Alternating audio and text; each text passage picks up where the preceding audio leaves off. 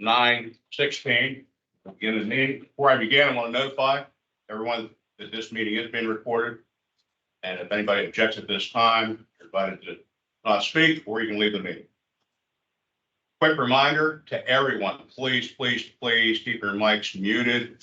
We get a lot of background noise from our calling folks and people online, so please make sure you're muted unless it's your turn to speak. I'd really appreciate that. We're gonna run through the agenda, but the first thing I'm gonna do is I'm gonna call to order, do the Pledge of Allegiance, and then we're gonna do an amendment on the agenda for today, and then get I'm gonna recognize then Tony Muhoff from Penn State to give us an update on one of our constable instructors that was injured. So at this time, please rise. We'll do the Pledge of Allegiance. I pledge allegiance to the flag of the United States of America and to the republic for which it stands, one nation, under God, indivisible, with liberty and justice for all. Thank you. Taking a look at the agenda, one of the items we had on here was. Mr. Chair, I was going to say, do we want to just acknowledge we have a quorum and we recognize some of the. We need to do that. Thank you, John. So I want to recognize that we do have a quorum at this time, so that we'll be able to proceed forward. And I want to take a quick look at the agenda itself, so we can amend that before we move forward. So I believe staff had requested initially an executive session, but now there's no longer a need for that. Correct, Mr. Chair. So when we put the meeting packet together, a couple of weeks ago, we put it on the agenda, but we do not have any new information. So there's no need for an executive session. Okay. So if there's any objection from any of the board members, we'll strike that off the agenda. Good. And then to kind of go out of order before we go to the approval of minutes, I want to recognize Tony Muhoff. He brought along a Get Well card, and also Nick from the training board also has a Get Well card that we'd like to circulate here to send to Phil Michaels. And Tony, can you give us an update of what can be released by the family, was approved? Sure. So Constable Phil Michael was involved in a motor vehicle accident on Friday, May 3rd. Phil's currently hospitalized with serious injuries, and his family said they wanted to express their appreciation for everyone's thoughts and prayers. So. Very good. Like I said, we have the Get Well cards. We'll get these circulated around. Please sign them before you leave the meeting today. And Phil is an instructor for the program. He's been affiliated with Penn State. Tony has been keeping me updated with any news out of Pittsburgh, in the hospital where he's at currently. And as we understand, it's very significant injury. So we pray for him, and I would ask that everyone, involved in this call, please take a moment and pray to your God, for Phil's recovery. All right, so we'll move on from that. Let's look at the approval of the minutes, and the minutes introductions. Oh, you want to do the introductions? Okay. This is my right-hand guru now that Sherry is gone. Sherry's my right-hand guru now to keep me straight. So I'll introduce myself. I'm Craig Westover. I'm chairman of the board, and I'm a constable from Venango County for the past 30 years. And to my left. I'm Trish Nord-Foden. I'm vice chair, and I am the court administrator from Chester County. Joshua Stouch, constable from Douglas Township, Montgomery County. Harry Albert, constable, Lebanon County. Then I'll have Trace introduce the members from PCCD. Thank you, Chair. In attendance here in person, we have John Fow, who is the manager of Bureau of Training Services. Myself, Tracy Beaver, Constable's program staff. We have Nick Hartman, who is also Constable's program staff, and Deb Williams, who is our curriculum manager for both the Constables and the Deputy Sheriff's program staff.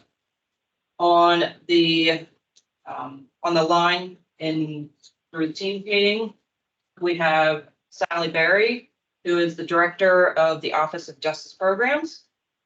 We have the manager of financial administration, Teresa Ford, and then we have fiscal staff, Dorothy Jacobelli, and also E. Katerina Scholl. And we have some training delivery contractors here. Yes, we have from Penn State, Jazzy. We have Steve Shilo. And also the coordinator, Tony Muha. And from Temple, we have Tony Luongo and coordinator Mike Marcantino. All right, we good? Yes. All right, so our first action item will be the minutes of the previous meeting of February 8th, 2024. Board members have been provided with a copy of that. Is there any amendments to that, to the minutes at all? Please say anything. Do I have a motion to approve the minutes as presented? I'll make a motion. Do I have a second? I'll second. All those in favor? Aye. Any abstentions? Motion passes. All right. We'll move on to the financial report. Now recognize Katerina Shaw, who will assist me on going through the financials. If you can do that for me now, Ms. Shaw. Good morning, everyone. I hope everyone is doing well. I am going over the fiscal report for the third quarter of the state fiscal year 2023-24 for constables education and training. And that information can be found on pages 12 through 17 in your board packets. Starting with statement of cash receipts, expenditures, and commitments, which is on page 12. Under receipts, the balance carried forward from the previous fiscal year was $3,433,114.41. The fees collected through the end of the third quarter is $1,147,671.48. The total funds available as of end of the quarter is $4,580,785.89. Under expenditures and commitments, the total cumulative expenditures are $1,020,351.07. The total cumulative expenditures and commitments were $5,561,075.57. That includes $601,324.40 in administrative expenditures and commitments. And the breakdown of this cost can be found on page 13. The total of uncommitted funds as of March 31st, 2024 is negative $980,289.68.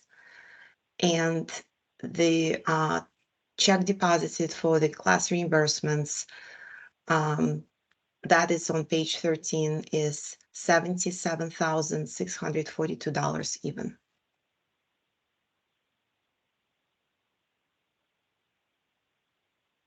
Okay, Does so anyone on have our any- uncommitted balance as of 3/31 is negative $980,289.68. Either do you, Ekaterina, or John, do we see where we're gonna have an improvement on that negative? I always get concerned when I see negatives. Right, well, and this is the time of year, if you look, we do have overlapping contracts, so we still have contracts that have to close out at the end of the, fiscal period. If money remaining, that comes back into the fund, that's not, and then we have new contracts committed, so you just have to, that's always kind of throws things off. If you do look at revenues, they're up slightly, I mean, not a lot, but I think that's a result of the lifting of the landlord tenant moratorium and that work. Again, there's always a delay, so that process starts getting served by the time that surcharge is collected. There's always a delay when we see that revenue. And again, going back to, even if the surcharge was increased today, it would probably be a year before we see a significant impact of that, because there's still old surcharges out there that maybe haven't hit our training fund, so. All right, Ekaterina, go ahead and continue. Well, I just wanted to add that we are looking for to liquidate. We're just waiting for some payments to be cleared before we can do that. So just to add what John just said, and a delay in billing, that pretty much what, so we are um, behind on what we can actually process against those purchase orders. Very good, very good. So when we look at this revenue you were talking about a minute ago, John, I'm seeing where this, we're showing 2022 to 23, that quarter, 346,788. It looks like we improved 363. So we're up about 20,000. Right, that's what I mean. I think we're starting to see the impact of the workload, you know, especially around the civil stuff. Because, you know, all that's collected up front. I think when we look at dockets and our surcharge, and there seems to be more civil, and I don't know, Trish, if, you know, I think that's starting to uptick with the landlord tenant stuff now really kicking in. So I think we hopefully will see a little slight increase in revenues. I don't think it's going to be substantial, but I think we'll see it continue to rise. So we're projecting the year around 1.5. Correct. So, as compared to a year ago, 1.3.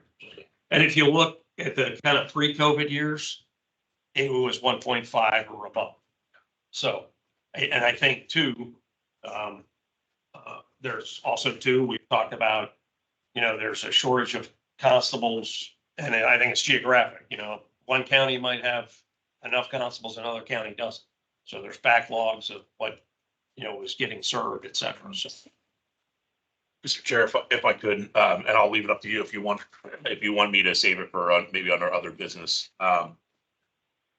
I share the same thought with you, and I realize what John said, where you know, the money's gonna, that 980 right now might go to maybe -200 or -50, or you know, maybe only go down to -700,000.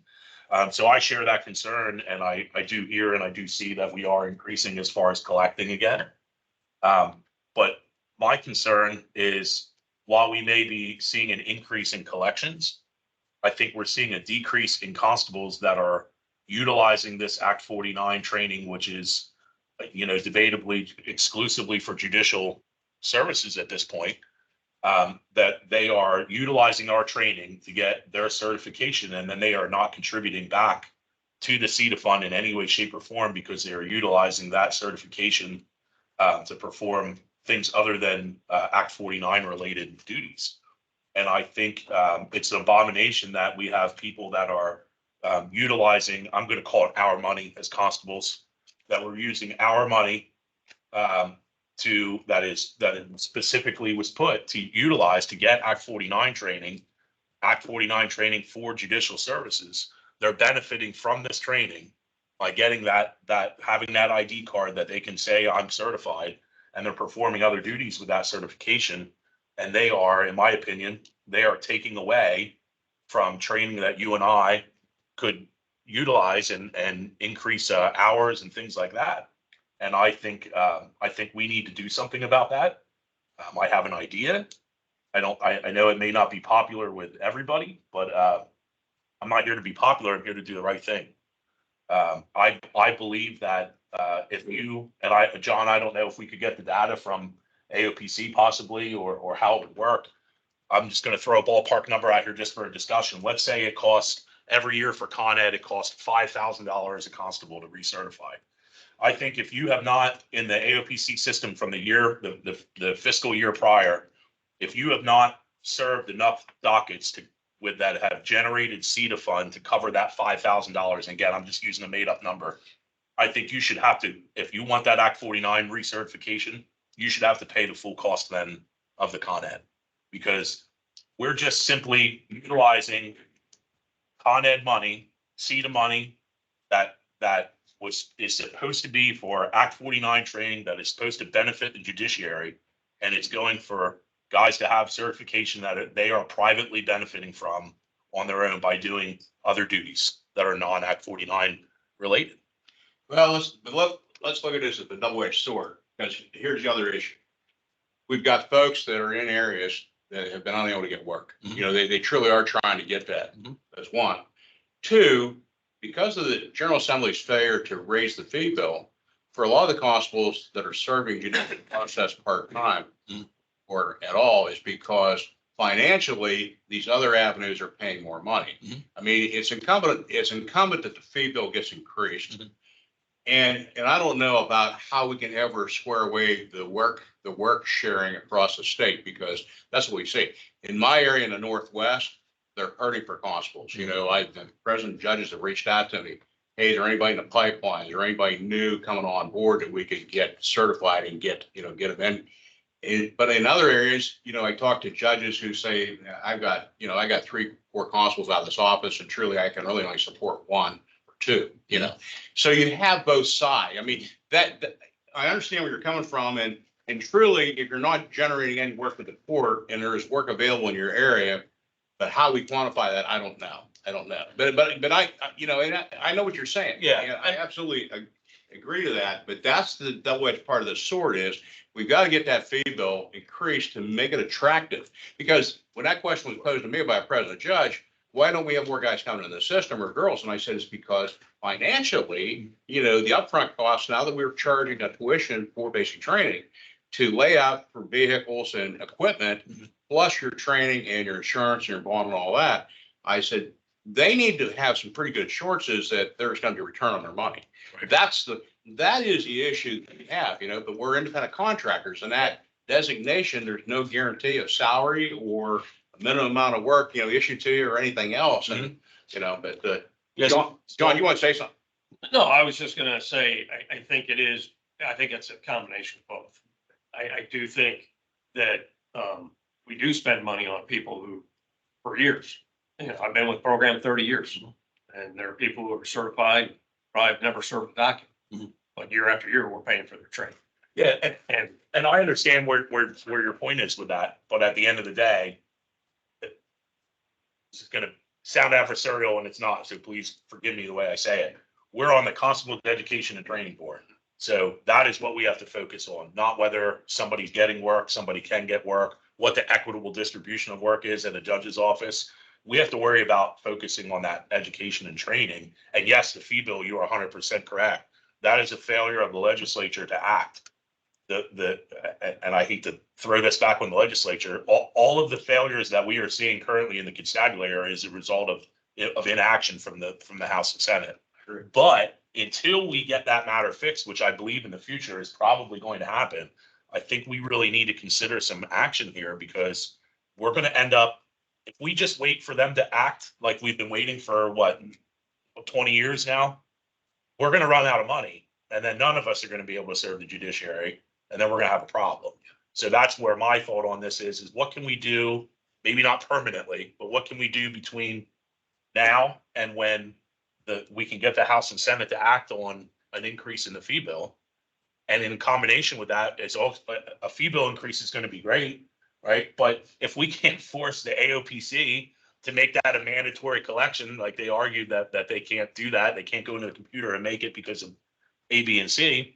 We could increase the fee to $100, but if it's not going to be collected properly, it doesn't really matter what the fee is. So there's really a 2-part to that financial portion of that is both of those pieces. And if we can get the stars to align perfectly, that would be great if we can do that. But I just don't see that happening fast enough to solve this fund balance issue that we're going to have. And the only thing that I can think of, I mean, do we have the numbers of how many people we certify?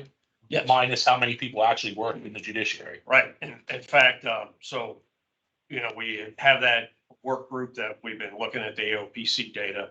And Dr. Orth actually finished a short document he was going to present to the work group the next time we meet. And I can share a little bit of that. Nick, can you bring that up? He and I were reviewing it the other day. You know, so, I mean, that first one right there shows there's a decrease, you know, in the number of certified constables for, you know, various reasons. It's kind of gone back up a little bit, but we see this cycle every time we have a large election year, which 21 was the election year. We get a big spike in new constables, and then for a whole host of reasons, those numbers start to drop off. The further away we get from that election year, Mhm. you know, the numbers drop. Go down to the next slide. So right there, when we look at, and when we say court work, we ask AOPC if they have one docket assigned to them Mhm. in that year. So one docket, we counted them as performing work for the courts. So when you look at that, it has consistently kind of stayed a 70, roughly 70-30 split of the people we certify. And then the more interesting, scroll down to the next. Yeah, it's a little more. Let's go to the last page there, Nick. To me, this is the one that stands out. So that bottom where it shows dockets, 0 dockets, you know, and you look across from 2019, it was 372. It's 258 in 22. But when you look at that, that's almost a third of the population. But when you go down where people who serve 500 or more dockets up to over 1,000, that population is about a third. So it's kind of split a third, no work, a third, somewhere between 100 and 500, and then a third, 500 to over 1,000. And Can we factor in one other thing on the constables with 0 dockets, their term average? like How long they've been in office? how long they've been in office. Yeah, we can look at that. I mean, because we have that data, you know, Yeah. we have people's term dates, so we can look I at think that. that'd be interesting to see if it's the newer. Right, because, you know, there's gonna be somebody in there who just got, you know, well, this was the last data we had was 22. So if the guy just went to basic in 22, he's probably in that 0 to category or 1 to 100. But since we're doing this now every year, we can track though. Let's say, Harry, you just got certified in the first year, you got nothing. Second year, you only had 10 dockets. And, you know, 4, 5, 6 years out, we'll see, are you doing now, or did you move up into the 100 to 200 or, you know, that kind of thing. Because the top 10 constables, as far as number of dockets served, they accounted for 11% of the dockets served in the state in 22. So, Yeah, I mean, if you look at that number, right? So the 500, we'll go down to that 500, assuming every one of them that the $5 CETA was successfully collected. Let's say they were all civils for this argument. That's $2,500 that constable generated if they serve the 500. So you have, and again, we'll just go, so 258, 178, so that's what, 425, another 120, that's 6. So 700 constables served less than 500 on that data in 2022. 700 certified constables served less than 500 dockets each total together, like collectively, which means that more than likely those 700 did not, again, just off of a baseline number, probably did not make enough money to contribute back into CETA to be able to cover their own costs of Con Ed. And meanwhile, the other It's 300, been like that for a while. right? And I understand that, and it's been that way for a while, which is probably also what has contributed, in addition to the fact that the $5 hasn't gone up. You know what I'm saying? We can't control this board, nobody here can control that $5. But what we can control is that. We well, can and control that. and we can't control the signing of work. Right. And what I will say about the $5, and yes, it will take the legislature, but the problem is, you know, $5 since 1994.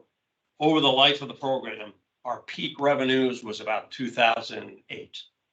And revenues have never reached that level again. But our training costs have, you know, gone up. And about 2 or 3 years ago, when the board was looking at this, and one of the staff things I did was the CPI, if the surcharge was just based on that, as far as an increase, we would have been up to about $10 as a surcharge about 2 years ago. And that would have been keeping pace. But I do agree with Constable Stouch that we have to look at what we can control. Because quite frankly, we started, you know, these projections on, you know, where the fund is. And we started that in 2009, tracking, you know, if we go at this rate, when might we run dry? And we haven't yet because we've taken all these actions we eliminated annual firearms training. We did a lot of administrative things in-house before 2019, before we required people to pay for basic and online training has saved us dollars, because it's a lot cheaper to do that. And before that, we did a lot of administrative things, as petty as it sounds, not mailing out, printing and mailing bulletins, not, all that kind of stuff, doing as much as we can electronically. Those are all we're cutting where we can. And so that's the thing I think we have to look at. Yeah, that's my concern is we're cutting where we can to fit as many people in as we can. But we're cutting those of us that actually utilize the Act 49 training. We're cutting it. And I think it's dangerous that we're doing that. I agree. I mean, our fiscal responsibility, definitely, we stared down the barrel in 2019. I mean, when that decision was made by this board to charge for basic training, that was not an easy decision because it had been free up until then.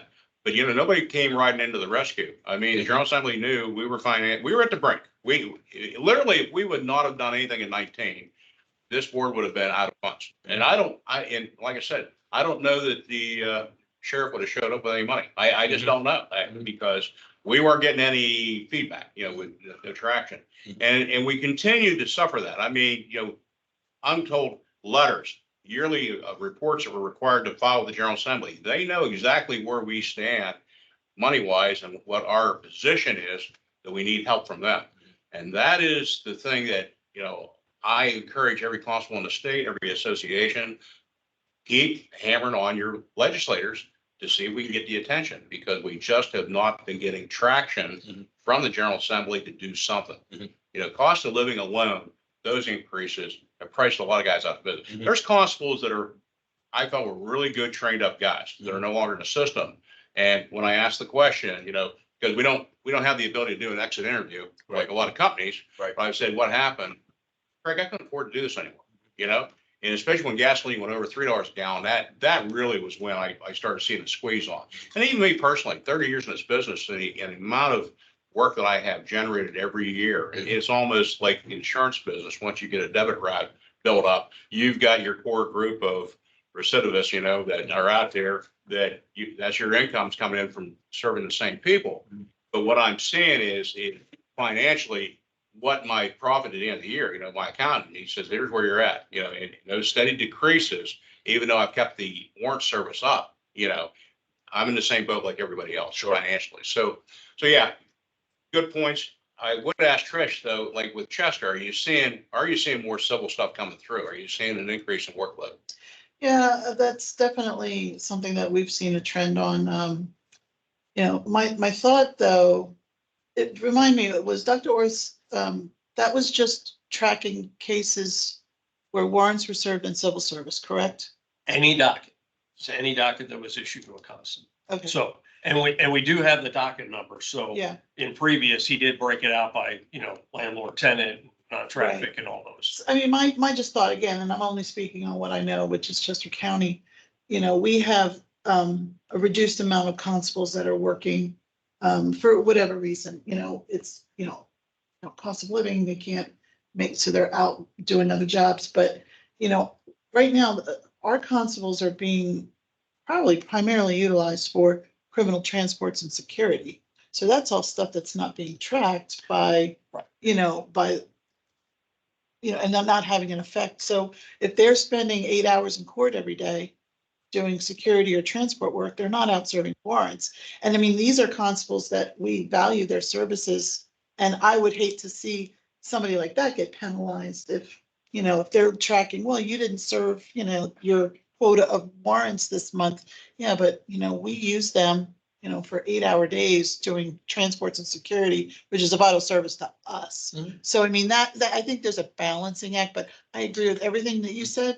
I also agree with everything that, the other side too, where we have constables who, are looking for work, but they're not getting the work available, or the DJs are looking for constables, but they're just not available. Well, So there's no and margin. it's difficult, Balancing. right? On that end, it's difficult I'm a new constable and I come in and I'm being asked to go to court Mhm. for 8 hours for the day for courtroom security at $13 when I'm Right. being offered a whatever Right. job for $65 an hour.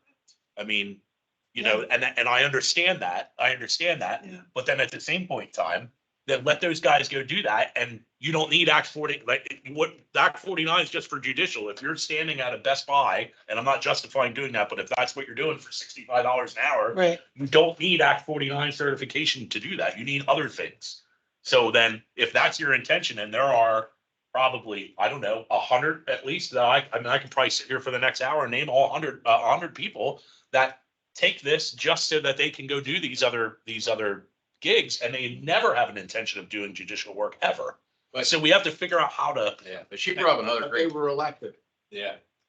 right, but being elected doesn't entitle you Call the to- voter to that. registration, you say, what's a constable's duties? And they say, show up on election day. Right. Thank you. Right, yeah, What am I doing wrong? I'm doing what she said I should do. right.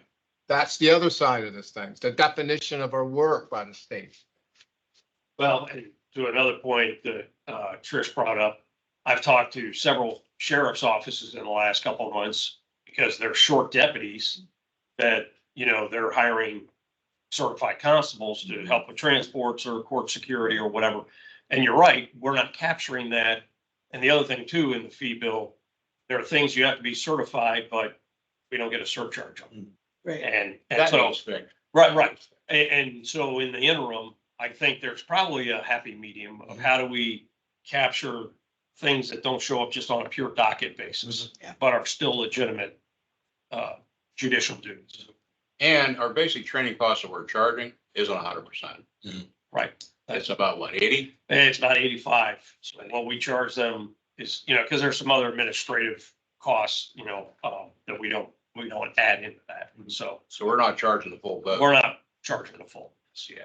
For when the sheriff's got an increase, how did the legislation take that opposed to the constables? Well, again, the biggest reason, so the sheriffs in 98, they got a surcharge increase.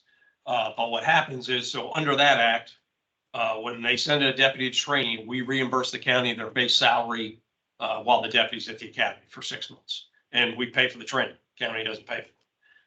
So after the deputy comes back, the county files the reimbursement form.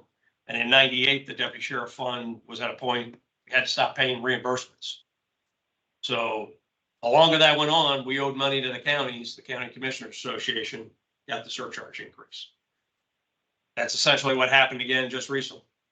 We were at a point where we had to stop reimbursements, you know, because we're paying for the training, but then we're also reimbursing the, you know, county for, and every time the counties give their deputies a pay raise, we're paying more out in reimbursements. So, but I would say, you know, that had a direct impact on the counties. So the counties rallied whatever, you know, forces they needed to and got the surcharge increase. So, and then we're paying we're back to paying reimbursements. We need that kind of pressure for our fee. Well, but that's it. You know, the one thing I've said for 30 years, there's no impact on anyone directly except the constable. So, you know, whatever we end up doing with the training, you know, yes, the counties feel the pinch, you know, because they don't have enough constables. But when you look at longevity, eventually somebody comes along, other constables, you know, come into the system, or counties revert to giving work to the sheriff or, you know, whatever, they, you know, at some point. But it's not like, it doesn't have the ripple effect on county officials and above. It impacts the constable. All right, well, to get back on track, so we can move the meeting forward. And I got Ekaterina, she's hanging on a rope out here somewhere. I'm sure she's still with us, is she not? So, I'm here. if we have anything further from Ekaterina, any comments that you need to make? Now, I Okay, think we're very good. I appreciate your support. So do I have a motion to approve the financial report as presented? I'll make the motion. Do I have a second? That's it. Any further discussion? All those in favor, please signify by saying aye. Aye. Opposed? Abstentions?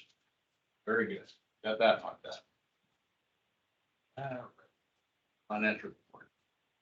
Sorry, Mr. Chair, I thought that was important to bring up. No, it's not. No, you're absolutely, this is a, I run a constitutional republic, so. Not a problem. You like that, huh? You like constitutional republic? Okay, where do we at here? Yeah. Our third action item, I'm turning to my friend Tracy right beside me to talk about instructor certifications. Thank you, Chair Westover. We do have 3 instructors who were submitted by Penn State Jazzy. They can be found on pages 18 through 20 of your board packet. First one is Dominic Kimona. He is currently a firearms instructor and he is requesting certification in general and physical skills. The program staff does recommend board certification for him for those 2 subjects. The second one is Constable Eli Kasanovich. He is currently certified in general and law. And he is seeking certification in communications with specialization in MOAB. And also physical skills with the addition of OCAT and baton. And program staff recommends board certification for him. Topics. And the last one is a new instructor, Michael Yawitz. He's currently a probation parole officer who's come to Penn State. And he is seeking certification in the general and physical skills, also with the specialization in OCAT.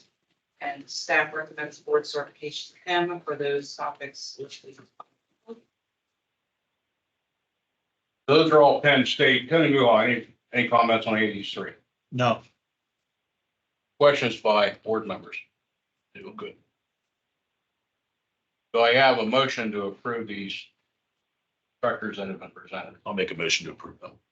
Do I have a second? Rich will second it. All those in favor, say aye. Aye. Aye. Opposed? Abstentions? Okay.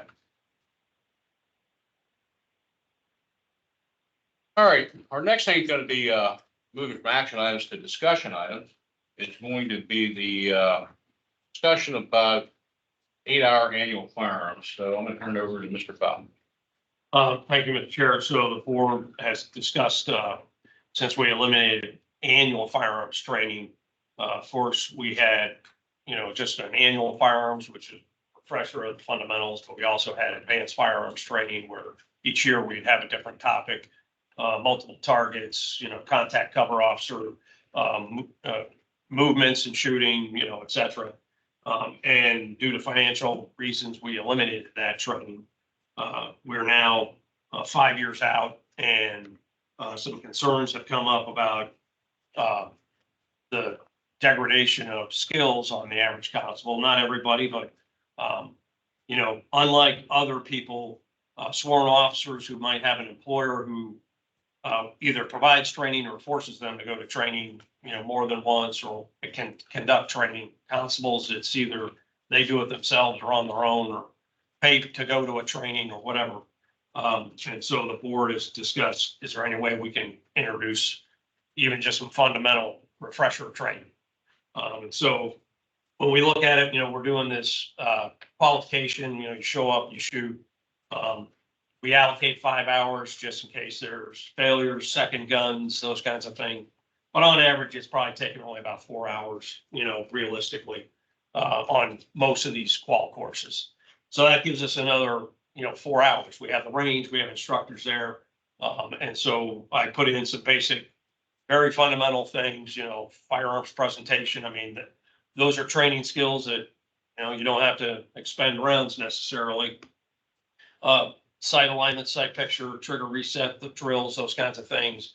Again, if you do incorporate rounds, it can be a very minimal, as well as reloads, magazine exchange reloads. So it could be, you spend the morning doing some little refresher on the fundamentals, and then we could conduct the qual in the afternoon. And of course, unfortunately, we have to look at it from a fiscal standpoint. So if you kind of look at the next page, these are some rough, quick projected costs I put together. It shows kind of what based on current costs, what would an 8-hour day look like? Irregardless you got the instructors, you got the range, et cetera. So, on average, be about $4,100, slight differences between the contractors because of locations and, we see that all across the state. Some places we get a little cheaper, some places cost more, et cetera, et cetera. So, and then you multiply that by the number of classes we typically schedule. Of course, we typically don't always run, just from cancellations or whatever. So currently, budgeted for 24, we had about $76,000 for just the qualification, show and shoot. That cost would, kind of practically double. It'd be about another $81,000 if we went to an 8-hour, skills and qual. Now we could, if the board wants to keep moving forward, we'll obviously refine this and do a much better, cost estimate, but I wanted to at least give you, this is a pretty accurate ballpark cost. It wouldn't be, a huge increase, but you're probably gonna double your space. We're doubling our training time at the cost show. So, Well, I've been raising the alarm as a firearms instructor since about a year after we quit doing the full weekend, that the skills are going downhill. And I know you can attest to it. Alex, you're out there on the line, you see it. Tony, you see it. I mean, Harry, you see it. You come to a class and you see all the various levels of where we're at. So without that mandated training, and I hate to say this, as a guy's been in the business as an instructor for 24 years, it started with Mercyhurst, clear back in the day, the folks that truly are interested in firearms and actually pull out of the holster and do some practice between yearly qualifications, those are the folks I always saw the first couple classes of the year, our shooters. And, that's our shooters. And typically what we see at the end of the year are people that just don't like to shoot. And they come with prayers, they come with their Bible, they come with whatever, hoping and wishing that they'll get through. And for them, a winning day is you need 45 out of 60 on each stage. And they hit a 45, that was a great day. Maybe that's my key to why I get into these dangerous classes. Mine's the total opposite. I don't like shooting during the winter. I don't like going anywhere in the winter if I don't have to. So I always save it till November. And then I go out in November and I see exactly what you're talking about. Yeah. And I have to wear body armor to go out and qualify. And the fact of the matter is, that's part of the challenge too, is depending on the geography of the state. I was amazed. I drove down last night. You got leaves on the trees. I'm up by Erie. Guess what? They're still in buds, So this is running firearms classes and picking and choosing the weather that you want to shoot in, because I also see that. And I saw where folks showed up at Gem City in Northeast, and Mike knows what I'm talking about. And, it was a March day and we were wearing t-shirts. And the guys that didn't schedule March because it's too cold came in April. And we were up there, it was 24 degrees and about a 10-mile-an-hour wind constantly off the lake. So, you can't, Mr. Bad Guy, I'm sorry, I don't want to shoot today, this gunfight, because it's not a nice day out. Can we do this another day when it's sunshiny and all that? Right. But the reality is we have to train to deal with it. But the demographics of our people, I think right now our average constable is what, 56? Like 56 or 57. Yeah, so that's our average, the demographics of the state. So the firearms training that we're doing, looking at maybe the physical condition and the eyesight and all the other things that enter into it, also impacts this program and how quickly we get through a day and how quickly the skills are degraded.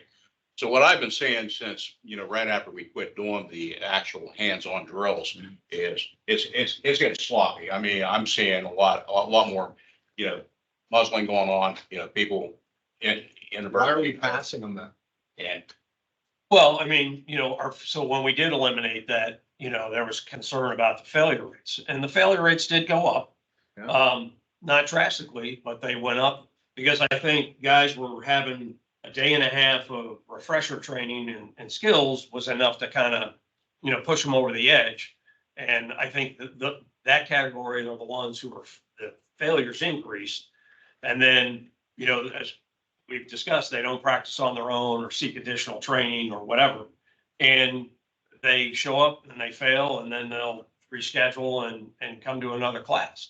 So, ultimately there's a standard, whether it's, we deputy sheriffs, we run instructor training. They have to show up and shoot 90%, right away, and then they go through the rest of the, training. And we wash out people because they shot an 89, I mean, so, there's always a standard that somebody's gonna be always on the edge.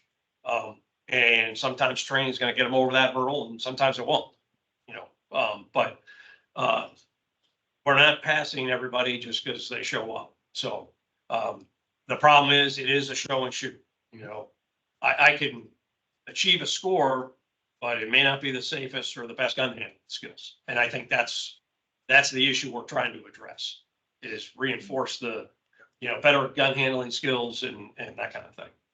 I have, my thoughts about firearm. I don't want to make it sound like I'm opposite, I've been doing it with Craig many, many, many years. For many, many, many years, the stories are the same. I don't want to stand next to that guy. He's going to shoot you in the foot.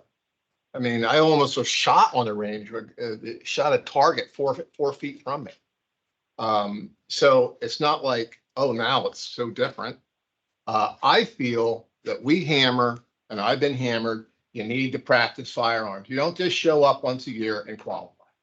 Okay, it's not our job to do it. Our job is to train you. Your job is to practice. If they're not safe, they shouldn't have a gun, period. That's it. And then make them pay for the remediation for 8 hours because you need help. There you go. We fixed it. So you're correct in that, but if I can jump in. So what did you say our job is? Our job is to train. Okay, how is showing up every year and just shooting training?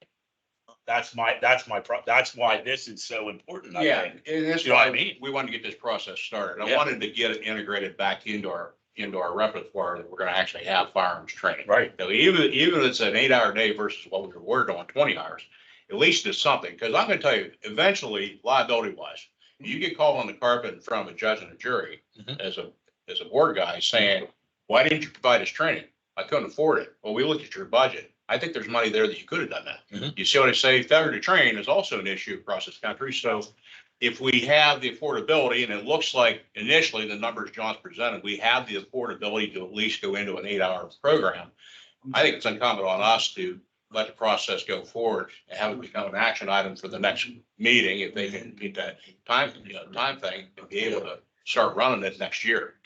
Because a lot of times on our curriculum, we're 2 to 3 years out, but we already have the curriculum development. It's not like there's anything new here. The drills have already been Right, established. it would not be hard to implement at all. Yeah, and Harry, I agree with you. Like, it's people, aside from just this 8-hour, guys have to go out and do their own thing without a doubt. I share your concern is we're supposed to provide training of some sort and we're not. It's just a show and shoot. And that's my concern on that. Analogy.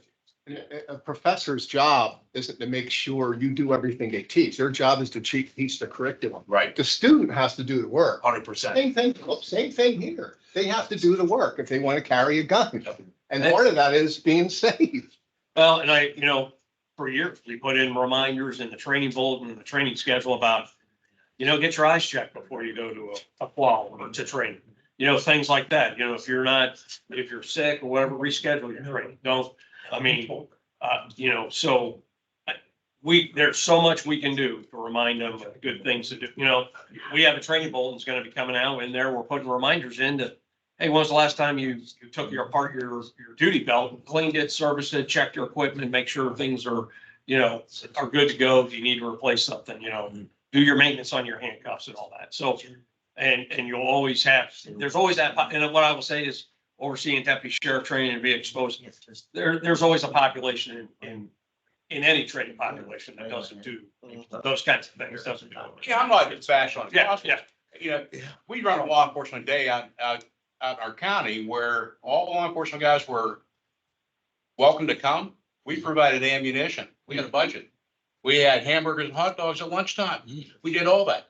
We were lucky if we could get 6 guys in the whole county to come out. But if you said, hey, we're gonna run a golf tournament, we're gonna take care of your entry fee, guess what? They don't show up. They're jammed out the driveway, and these same fire guys. So law enforcement folks, unfortunately, this is an insurance policy to help you survive your job.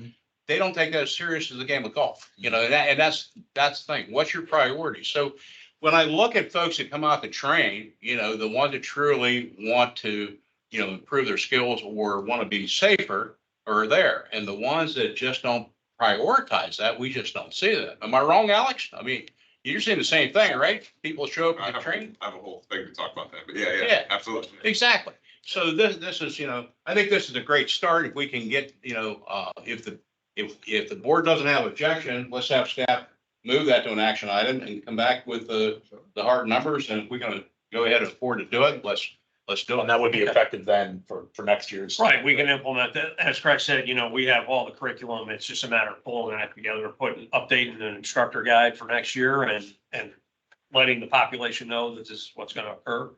And if the board approves it, we could implement that in 25, no problem. Yeah, I think we have a duty to do it. I'm all about it. Okay. Everybody agree? Yeah. All right, outstanding. We'll direct that then to. We'll bring that back to the board at the next meeting. Okay, very good. All right, so then we have the supervisor report, and that's also, Yes, thank you, Mr. Chair. So, normally this would have been Sherry's report, but since she decided to leave, I'm gonna be doing this. Just a quick update on the position of the program supervisor. So the position was advertised. We did have a good response. We conducting interviews. And once that process is completed, then we, of course, turn it back over to HR, state HR, and then they, make the offer and do all those kinds of things. So I'm confident we should probably have a supervisor on board fairly soon. Hopefully at the August meeting, we'll be able to introduce the new supervisor to the board and move from there. That's that's about all I can say on the position right now. The regulation changes. So as the board knows, went through the board process for the last year and a half, 2 years. It was approved by the commission. So one of the last things Sherry and I did work on before she left was there's a regulatory analysis form. It's about 11-page form we have to do for IRRC, the Independent Regulatory Review Commission. And it's all these questions. We have to put in financials, why are we making these regulatory changes, et cetera, attach the regulations. I got those legal counsel when Deborah reviewed those. She and I met. She had some changes that I have to make and get those back to her. And then she will be the one who has to walk it through Office of General Counsel, Governor's Policy Office, Office of Budget. It goes through all these different reviews to including both houses, et cetera. And as we said, finally, as long as nobody kicks it back or there's no drastic changes, then it finally ends up with Independent Regulatory Review Commission for their approval. And if nobody has objections, that could probably take us a year and a half to go through that review process. So the annual report that we're required to put out to the legislature, that's been completed its internal review and edits. And it's on me now just to finish cleaning that up and getting that back to leadership to then, release out to the legislature. Curriculum development for 25. We've been talking about piloting role of the constable as a prerequisite for basic to try and again, make sure people understand what the training's for and what the role of the constable in the judiciary is. And that would be a free online course. So then before somebody pays their money, they can make a decision. Yeah, I still want to do this, or maybe I don't, or whatever. That is about 99% done. In fact, Deb and I have to meet just to clean up some minor things. Then our next step we have a basic training class in August. So I would like to grant those people access prior to coming into the basic, let them take it, get their feedback, and then we'll get a pool of seasoned constables who've been around for a while to take it online and provide us feedback. And then, make whatever adjustments, changes, and then we could roll it out in 25. That could free up about 3.5 hours in the in-person basic to utilize better in whether it's civil or, some of the other topics. So we could still achieve that training objective, but free up some time for the in-person for some of the more difficult topics. Currently, we're revising crisis intervention and prisoner transport in the basic. Every year, we try and take a look at least one topic, does it need to be updated, revised? And then for 2025, the in-person will be a refresher on mechanics of arrest. And then the online topics will be levies, human trafficking, and domestic violence. So we're currently working on those stuff. And this was I forgot to, put this out at the February meeting, so we're now tracking whether or not a constable uses an optic on his weapon when they come to qualify. They're becoming more prevalent, and so then there becomes a point at, do we need to then insert that training into basic? Last year, we only had 77 constables use optics on a weapon. We actually had one person double fail using an optic. As you know, you gotta train on using an optic. It's not the same as iron sights. So, and just in a parallel, we're looking at that as well in deputy sheriff, because more and more departments, they're issuing a weapon with the optic. So we're kind of tracking in the current class of 35 deputies, there was only about 9. But it varies by class. You know, sometimes we'll have 10, 15 deputies with optics, because they're gonna have to make that same decision. Because that's another 16 hours do we need to incorporate, you know, so. And then just below is the status of current classes for this year. I'm not gonna run through all those, but if any board members have questions, you know. We're on track about average training year as far as, you know, classes conducted and where we are in the year. Training tends to slow down in the summer and then picks back up in the fall, so. If anybody has any questions? Okay. So at this point, we've had some classes that have been canceled this year just due to low enrollment. Low enrollment, and you know, for each class, we have class minimums. It's a financial break-even point. We don't want to run classes that it's going to cost us money. And we have enough padding in the training schedule. We build the training schedule every year. If we look and we say we got 700 roughly certified constables, we usually have about 75 extra training seats due to cancellation, especially firearms, failures, no-shows, or somebody has to drop out of class. So there's a little bit of wiggle room. We always have more seats than, you know, we don't cut it exactly. So sometimes we end up canceling the early classes because we just don't get the info. One thing that we didn't discuss, we were talking about the firearm, you know, this option to go hands-on is kind of what they've been looking at, this firearms presentation review, you know, the 5-count draw, basically getting firearm on target, establishing the grip. We're also looking at sight line, sight picture, reviewing that information, trigger reset drills, tactical reloading, you know, as far as getting your gun up and running, you know, working on emergency lockbacks, things of that nature. And those skills, that's what I'm really seeing right now that have been graded is basically just the draw, you know, just getting the firearm out of the holster and getting it down range without muzzling somebody else.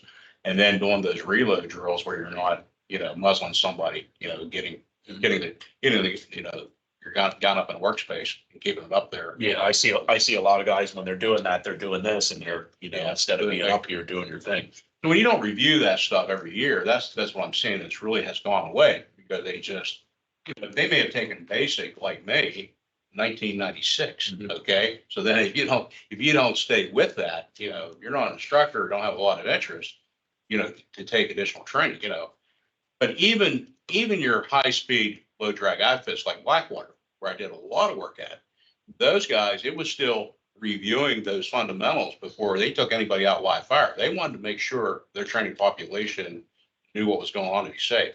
And it didn't matter because I shot with guys that were DEA, marshals, rangers, you name it, they were there. And you saw a lot of skill issues, even with some of your so-called high-speed outfits that, you know, they want to make sure everybody was on the same page before we moved out, put live fire down the range. So there's a lot to this business, you know, and unfortunately for us with this budget constriction we got, this is what we're, you know, looking at, trying to integrate this stuff back in. And so hopefully we can, at least the first step to get back into a full weekend of training like we used to. You know, I have an interesting thought just to ponder. You know, we talk about, well, there's failure of the House and Senate to act in the legislature. What would they do if we ran as much training as we could and went back up to 20 hours and did this and did that, and we run that fund dry to nothing? And we go back to them and say, hey, so, you know, you guys have just been ignoring us because you look and while we still have money. So what happens when we present to them this year, say, hey, at the end of this year, we will be a zero balance and we won't be able to have training next year. Well, That that was made a you force discussion, that. that was a discussion in 19. Do we roll the dice and go over the cliff? I mean, that's kind of where we were at. Do we tempt them? Do we tempt fate? They'll raise it. I think they won't have a choice No, they because, won't. and I don't want to speak on behalf of specific county sheriff's departments, but I have personally been asked to, and I'm sure you guys have too, from various sheriff's departments to cover work for them. Hey, can you go pick this prisoner up? Can you serve this? Can you do this? We don't have the manpower to do it. We don't have the time, whatever it is. There's no way that 66 counties are going to just magically make us disappear and give all the work to the sheriff's department to be able to serve all the MDJs. I mean, it would be an astronomical feat for them to even attempt to do it with the manpower that they have available to them, and not including the tax burden that would fall back on the county. I mean, they would have to double everybody's sheriff's budget would have to double. And then when those commissioners see that that's gonna affect their budget, Yes. then they're gonna say, hey, we need to raise that. Well, and I will say about 10 years ago that there was actually an attempt legislatively to eliminate constables and give it to sheriffs. Mhm. And the two biggest, and I was in various meetings with all the parties involved, and the two biggest objections came from the sheriffs and the county commission. Mhm. Because the sheriff's attitude was, I got enough work and I'm struggling to keep my ranks filled or, keep my workload moving. And county commissioners viewed it as a, budgetary, well, Yeah. now the sheriff's gonna need, 12 more guys or Right. whatever. Yeah, I attended a similar meeting with both of their associations, and that was basically the sentiment was, we have especially I remember the sheriff's meeting. We have no interest in taking MDJ work from any of you at all. It's And what I would say to you, and this is just my exposure of 30 years at the state level, is no one has been able to come up with a better economical solution to a concept. That court work needs to get done. But if you decide you're not gonna work today, you don't get paid. There might be another guy who steps up, takes your work for that day.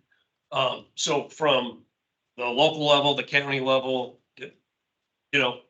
it's the best economically feasible, most economical solution is the, get paid for work you do. Because anything else, when you look at deputies, if two deputies go out and serve 2 warrants or 15 warrants, it's still costing the county the same amount of money for that 12-hour shift or whatever. So I think, constables are a necessary part of it, but I don't think anybody above really has, because the system hasn't broken. Mhm.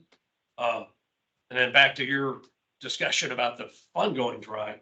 One thing I will remind you is this board is under commission. Mhm. And the commission is made up basically of the leadership of the criminal justice system. And I don't think that commission would let it get to that point. Because it is also a reflection on the commission. So, So you think if I go to the next commission meeting, say, well, guess the board wants to go ahead and go for broke. We're gonna spend her all. We're gonna spend her all. She ain't court. Well, I mean, the fastest way to do it too, to be honest with you, is put us back to 20 hours firearms. Well, what I wrestled with in You know? 2019 is fiscal responsibility, because that's part of our mission. So Sure. I mean, it's fiscally responsible for me to go ahead and take us off the brink. I mean, that's kind of what, at the time, that's kind of what the decision was made. Let's go to basic.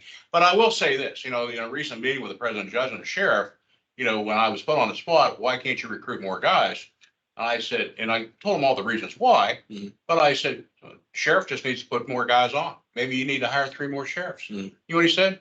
They can't keep them because PSP keeps robbing them from me. They pay more money. And that is the issue across the entire state. Municipalities are raising rates to keep up with PSP, who's also recruiting. And, you have all these organizations that are recruiting. So, and even constables that are really trained up guys have been able to make the leap to PSP. They were constables, now they're troopers.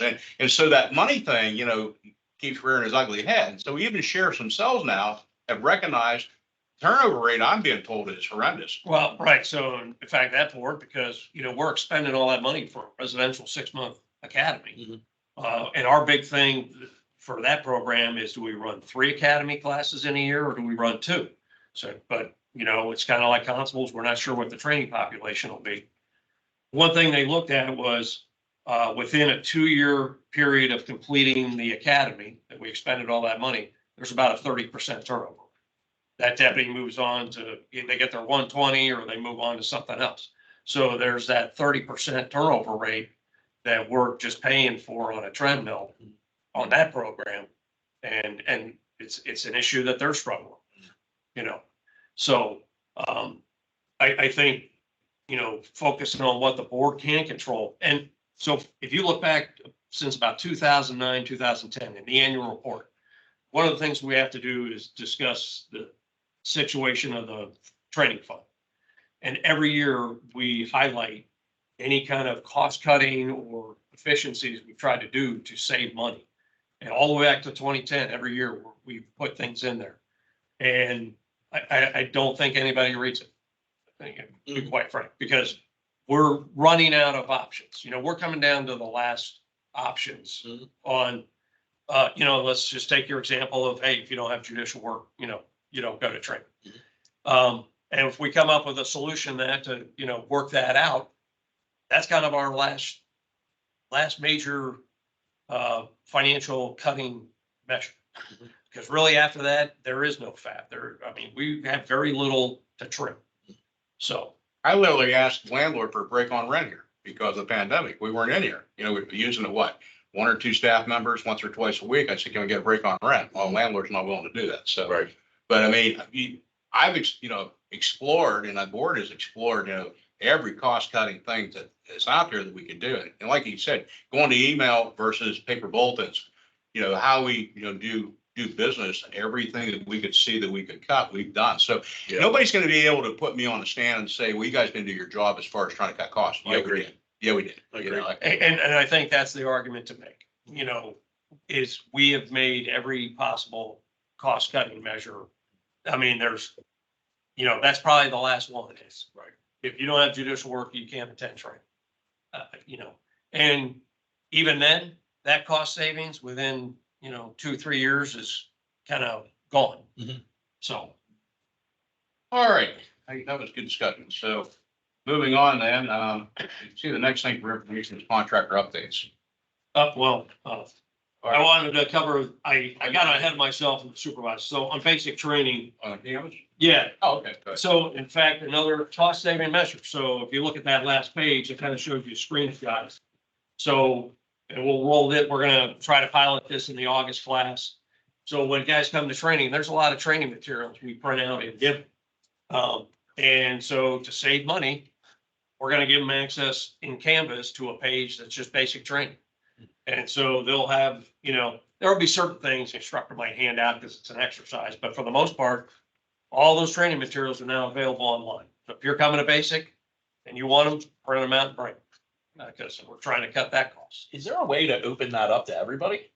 Access to that, like all constables? Right, Like, so- if I wanted to go back and look at, Yeah, you know what, I want to go back to crisis intervention that I haven't had in 5 years. well, this is the first step. Okay. Because here's the thing is if we maintain it out here on Canvas, it's easier for us to update curriculum. So like, in fact, Deb and I were just talking about some rule changes, you know, that are coming out. So we got to update, you know, and get a new copy of 246.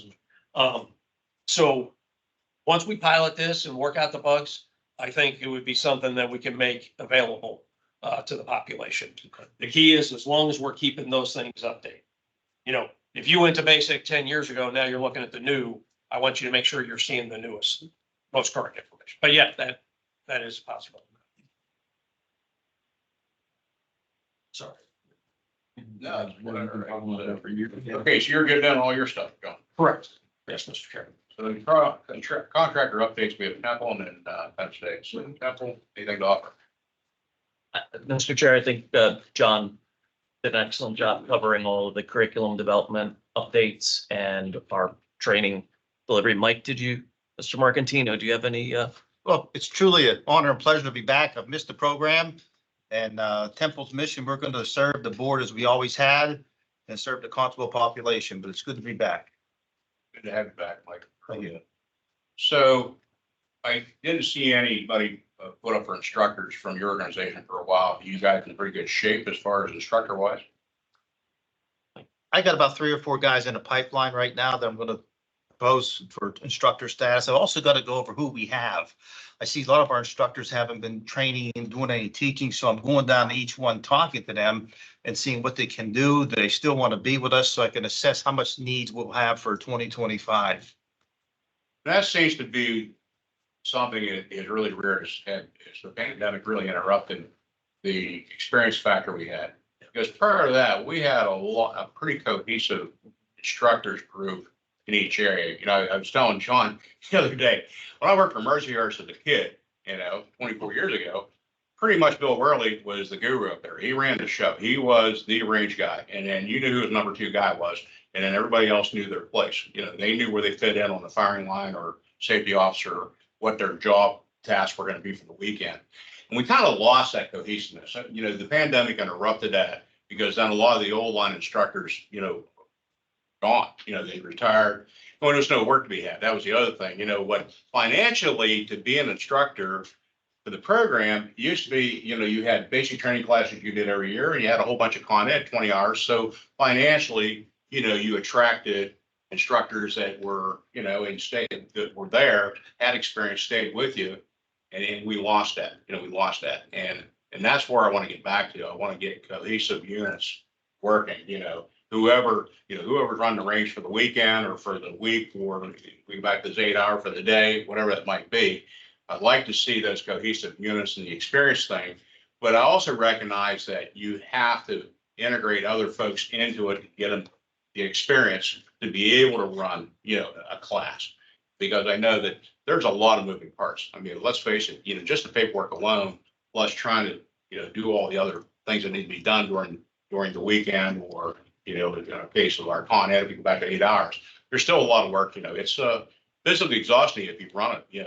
I've been late, and it's exhausting. It is mentally and physically exhausting by the end of the week. Well, and I would comment, Mr. Chair, we also, because we had a good core group of instructors for a long time, the other learning curve for instructors, because they come from other disciplines of law enforcement, is better educating them on constables and what their role is. So that when they are instructing, the in-person courses, they have a better understanding of, constables and how they operate, that kind of thing. Yeah, I think we need to tackle that. I think that if our instructor updates this year, at some point, before the end of the year, the training coordinators maybe have to spend some time during the instructor update to really tell these guys that are maybe LEOs, they're out of whatever discipline that and haven't had any real interaction with constables up to now, to tell them here's what it is. And these guys, a lot of these guys and girls go out and work by themselves, and they need the survival skills in order to be able to successfully do this job, and maybe impress on them that their status within the law enforcement community is equal with everybody else, because it's just as dangerous for a constable out there working as it is for, a police officer, as it is for an FBI agent, marshal, or whatever. And we see those tragedies happening on a regular basis. So I want to make sure that our instructors are given 100% to the constables and understanding what training they need in order to make this happen. But I also know that, we're not AI robots, the firearms instructors out there. So even interpretation of skills and interpretation of loads and things of that nature. When you read down through the instruction sheets that we have, the laminated sheets and all that, there's times that I may read it and I look at it differently than what Tony reads, or what, Tony over here reads, or what Mike reads. So we're not robots. So the thing I always remember from the Army was we adjust to field conditions. That's what it is. As long as the material's covered and we have curriculum deviation sheets that, we tell the instructors, fill those out. Even if you haven't run things exactly how the curriculum is dictated, as long as you, explain why, due to field conditions or due to a misunderstanding of something that, that we had to back up and do something else. As long as the material's covered by the end of the day, I'm good. I'm happy. But the reality is, we're not robots. So for us to run a perfect range and a perfect, setup, it's pretty tough to do. It's pretty tough. I know from, experience. So anyways, Tony, yes, you. Yes, as far as the instructors, when I bring a new instructor on, I try to explain to them how the constable program works to a certain extent, because you're right, there's a lot of folks out there that have no idea or very little exposure to what constables do. So the other thing I'd like to bring up is maybe revisit the firearms thing a little bit. If we're going to go to an 8-hour day, I think we need to incorporate a little bit of movement in there too for these guys. MOPEX now, that's part of their qualification course and everything else, because we can't be static in the gunfight. So I know we do right and left barricade, but at some point, you know what I mean? I think we need to look at that a little bit, even if we just do, like, when we would do a basic class years ago, we had the patterns of movement in, and we would spend time and go through all that, and we don't really do that anymore. Right. So I think we're doing them a disservice to a certain extent. Well, and Major from Hershey's not here today, but, I talked to him extensively about their program there. And one of the things he said that he was gonna push for was to incorporate some training that the troopers understood what constables are. He said, I hear that. He said, and, just being on this board, he said, I've learned so much about, and he said, and here I am, a 25-year guy, and I'm learning, about this program, about what you folks do. And he said, I have a clue. And he said, I really think is it the service if we don't tell the troopers in basic here, when you run up against these people, this is who they are, this is what they do, where they come from. Yeah. And I, once again, it's all about communication, education. And like I said, I know very early on in the program, and I'm talking clear back 2000 to 2005, to even work as a firearms instructor, you got interviewed. I went through multiple interviews. I went through, a vetting process, and then you were brought on basically as the junior guy. You were on targets and you were doing whatever. Run a ring, you worked your way up the chain of command. I mean, that's just basically how it worked. And we lost that with the pandemic. We don't have that now. We have a whole bunch of people with kind of equal skills that were thrown at the issue. And that's where hopefully running more classes, 8-hour classes especially, that these guys will actually have more time. They're out there working with these folks. Because right now, basically, you're not an instructor, you're a safety officer. Safety officer. What are you doing? You're administering a written test, you're going over the equipment, and then boom, you're putting them out on the range and you're calling the range, but there's no actual instruction thing going on. So there's really a very limited interaction between our new instructors and constables.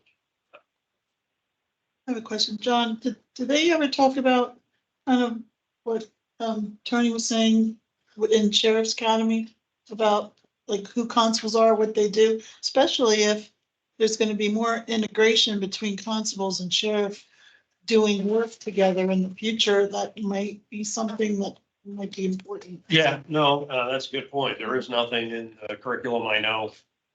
And, ironically, 760 hours, we're really pressing to try and get as much as we can into that. In fact, we're going through a job task analysis on that program right now. And the response from the sheriffs are looking for more hours in a lot of the existing topics, just to go deeper into the existing topics. But, that's something we can do just internally. We publish training bulletins on that side. So we can probably internally work something out in a training bulletin and educate deputies. Yeah, that's Yeah. a good idea. At the end of your report, I also want to touch on the status of the current certifications. Okay. I see we have 778 certified. Is that report as of now? That was as of basically May 7th. Yeah, so these stats and class numbers were as of May 7th. So And firearm certified 595, so we got about 76% of the constables are actually firearm certified. right, and we've always probably, I think, the highest we ever run proportionally to whatever the certified number is. It's usually in the upper 80s. I think that's the highest we've ever hit. As far as if there were 1,200 guys, we didn't have 1,200 certified firearm certified. It was always high 80s maybe. And back to Josh, so here we are, 4,856 people have gone through basic training for the waiver examination since 96. Right now we have 778. So you can see the amount of money's been expended over the program. Training, so. It's disheartening to see that we don't have 778 firearms certified. Yeah. Folks too. Yeah. I'll save that hill for another day though. Yeah. All right, so that's kind of our agenda other than other business, and before we move into public voice, is there any other business by anybody here on the board or contractors that needs to be brought up? I just have one thing I wanted to just disclose to the board and to John, and we have talked before. I am intending on applying through Temple for an instructor position as a constable to help contribute to the program. I had received all the paperwork for that back in December, January. Just had a million things going on at home professionally and personally, and I finally got all that settled and everything. So now I'm going to be prepared to put forward that information over to Temple and over to John, and hopefully be able to contribute in a training manner as well if the board should approve that. And full disclosure, the policy has been, if you're a board member and instructor, you do not get paid for your time. Yep. As an instructor, we will take care of your travel, but. Right. Yeah, I'm totally good with But that. I always like that, point that out to everyone that, Craig is giving a lot of his time in the training program and it's not getting paid. Yeah, and I'd like to start doing the same as well. So. Right. I'm sort of like with the Red Cross, I just. Yeah, I get it. Anything else for other business? Did Alex, did you say you brought some information with you? I have something I want to say. Oh, Yeah, public voice. Don't worry. Yeah, don't worry. Get that going, and then, so any other business, and like I said, Mike, going to sit in on his interview, more than happy. Yes, we might need that help. You know how I operate, I'm Yes. just pretty thrilled with that. Okay. All right, we're good with that, we'll move on to public voice. So I know we have people on the line, but since the fellows that took the time to drive out here, I believe they should have first opportunity, and then we'll go to the folks online. Sorry, but that's, the decision I made. So, I'll recognize Alex Perganis. You're here under public voice, and tell us today, what role are you here as an instructor, I'm here- as a constable, or as an independent? Where I'm a constable and instructor, maybe not specifically in the ideology of, I'm just an approved instructor through the program. It's more of it's hitting both aspects, kind of everything you guys are talking about today. So just to keep it short and sweet, I just have it written down, so I'm just going to read it. So my name's Alex Perganis. I proudly served as a constable since 2013. For the past 9 years, I've had the privilege of instructing in our constable program. My role includes teaching academic and firearms classes, and I've also contributed to the curriculum development for the past 3 years. Professional growth is something I hold dear. I recognize the significance of investing in continuous learning, not just enhance my own skills as a constable but to bring back current pertinent knowledge to share with my students. Integrity is extremely important to me. I firmly believe that as an instructor, I'm held at a higher standard than the average constable.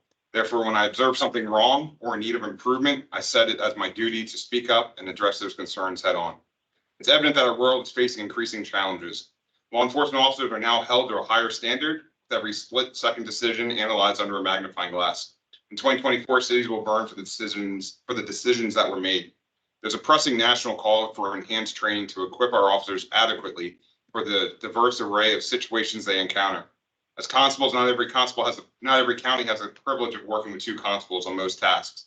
With that being said, many constables are working alone, carrying a gun to potentially use against someone for self-protection or the protection of others. That's a huge responsibility to take on. While the topic has been discussed extensively in numerous meetings, it's evident that qualification is not training. Since the introduction of the show and shoot method for qualification, we've observed concerning decline in students' fundamental firearm skills, instances on outright failure, barely passing the second attempt, and some students unable to progress to the shooting portion due to the failure of the written exam. They're becoming increasingly more common. We've encountered numerous safety concerns, including challenges with reloads, malfunction, subpar weapon handling skills. Additionally, some shooters struggle to draw their firearm for their holsters within a reasonable time frame, among other issues. It's important to note that these tasks are performed on a flat range, lacking any added stress or pressure. While it's a common assumption to attribute these issues solely to the constable's lack of personal practice or attendance at training sessions, I'm aware that not all constables approach training with the same proactive approach that I do. However, I firmly believe that over the years, we've inadvertently lowered our training standards, and instead we should be striving to raise the bar to universally acceptable standard. If an individual cannot meet that standard, it should serve as motivation for improvement or consideration of an alternative career path. I implore the board to raise our expectations and reinstate firearms training I welcome the opportunity to engage in discussion to facilitate this initiative and collaborate on demonstrating our commitments to higher standards. Time and attention to this matter was greatly appreciated. Thank you for allowing me the opportunity to address this issue. Amen, Alex. And you know as well as I do, the points you hit on is basically what we just discussed here today, that we recognize it, but you also now got a good grounding on all the financial sides of the discussions that are going on also with the board and the staff, that it has been ongoing since, and like I said, I'm not a gambler. That's why I'm reluctant to go over the brink, on spending all the money, to see if they come to our rescue or not.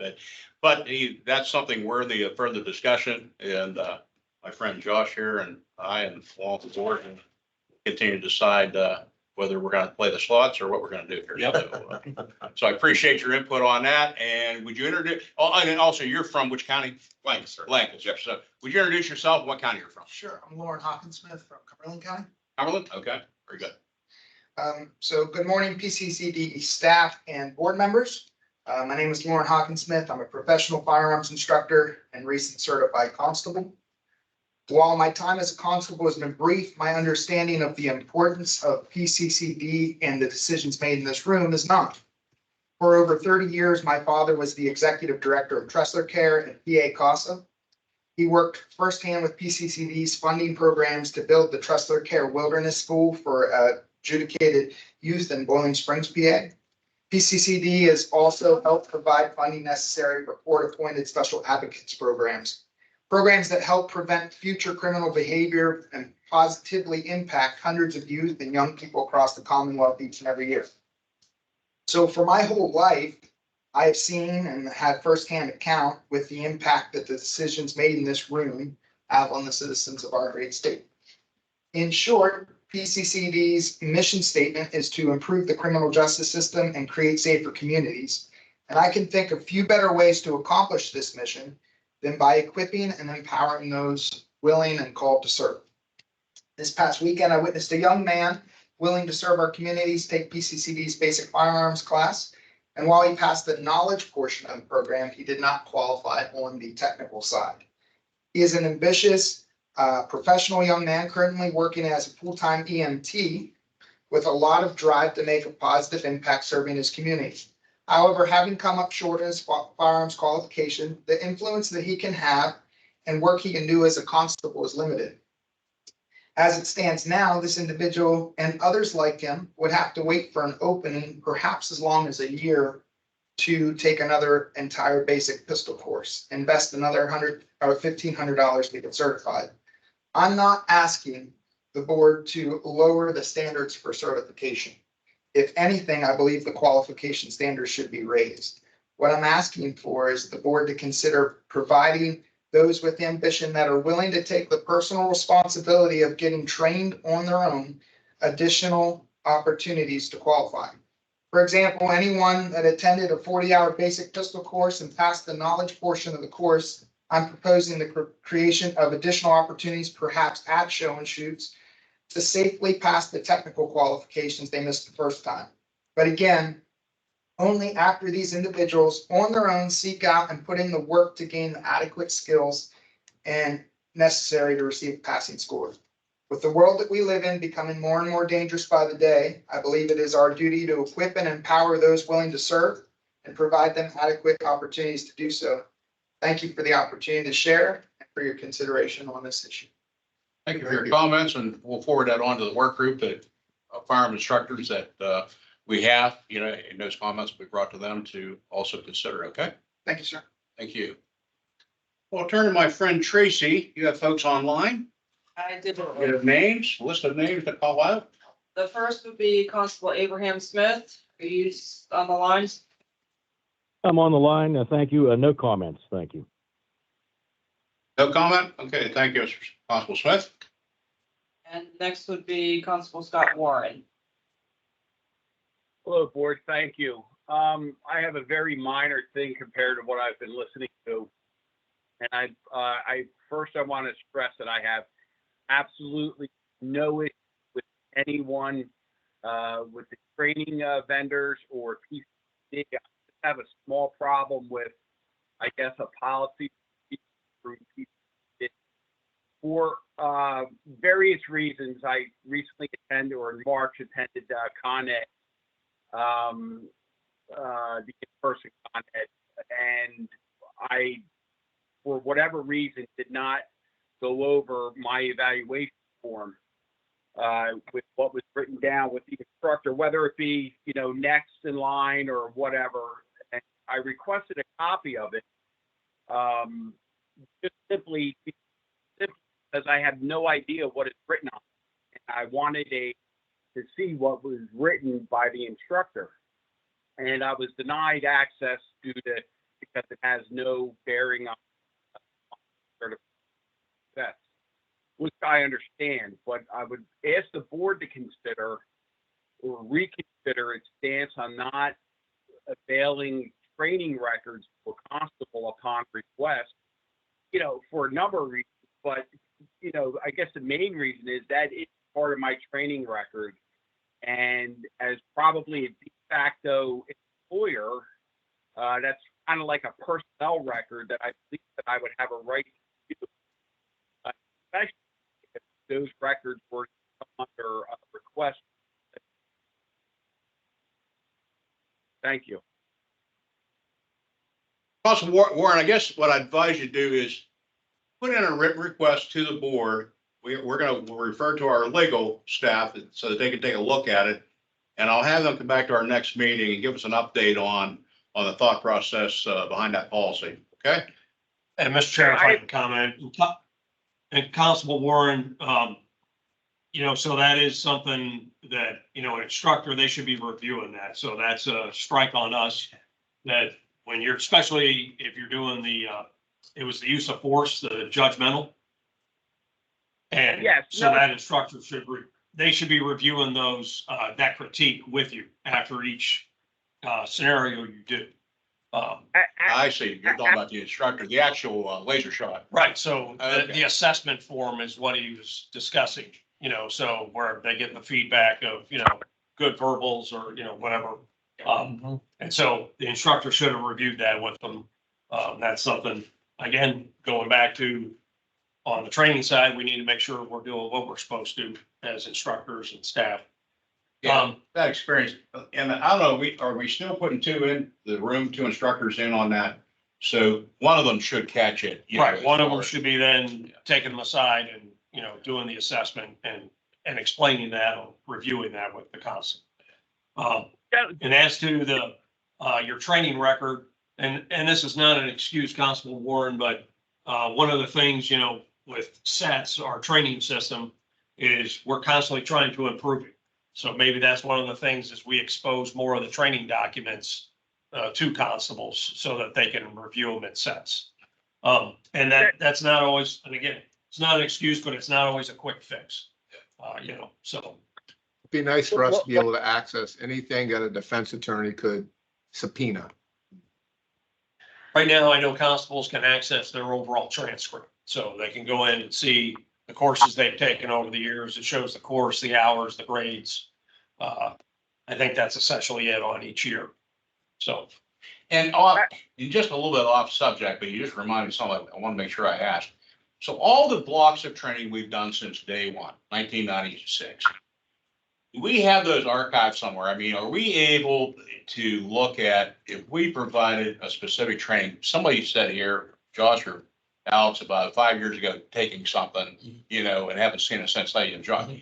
So do we have, as part of our curriculum development, do we have our contractors look back through all the blocks of training we presented to see if there's certain ones that should be pulled out and recycled and brought, you know, updated and brought back? Well, we do that. We do look at courses on, we have a master list. We retain all the curriculum. In fact, a lot of times, in fact, the module that's being developed for 25 on domestic violence, I can't remember the last time we did that, but we pulled out that old curriculum as a basis. And then we, you know, looked at what needs to be updated, what needs to be changed, because that also reduces our costs on curriculum development. Because, you know, you may pull a module out and 50% needs to be replaced, or 90%, or sometimes it's just, you just need to update, you know, 20%.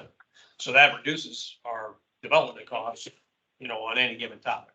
But we do retain all that curriculum because the other reason is we get subpoenaed for when Constable Westover gets into trouble and ends up in court. And the defense attorney or the DA might say, well, he went to basic in 2013. We want to see the curriculum that they had at that time. So One of the ones that caught my interest was right after 9/11. We did one on terrorism. And really, the terrorism threat now is back up to probably higher than what it was back then. And I think at some point, that terrorism one needs to be revisited, you know, whether it's 25, 26, whatever. But I think that, you know, that's why I wondered if we were looking at what we presented in the past and whether it's something we think we need to get, you know, put back in. So, okay. Constable Warren, I appreciate your comments and we'll pursue those fixes, that we're talking about here. Okay? Anybody else? Okay, we're not showing anybody else on call, so any other comments before we close this thing up? I'll then make a motion for adjournment. Do I have a second? I'll second it. Motion will second it. All those in favor? Aye. Opposed? Abstained? For adjourn. Thank you so much. Appreciate everybody coming up. You guys have those written statements. And don't forget these cards, please. Please sign these cards. Oh, you get, yeah. There you go. Yeah. I didn't want to get off topic. Nick, you want to start your card around too? Yeah.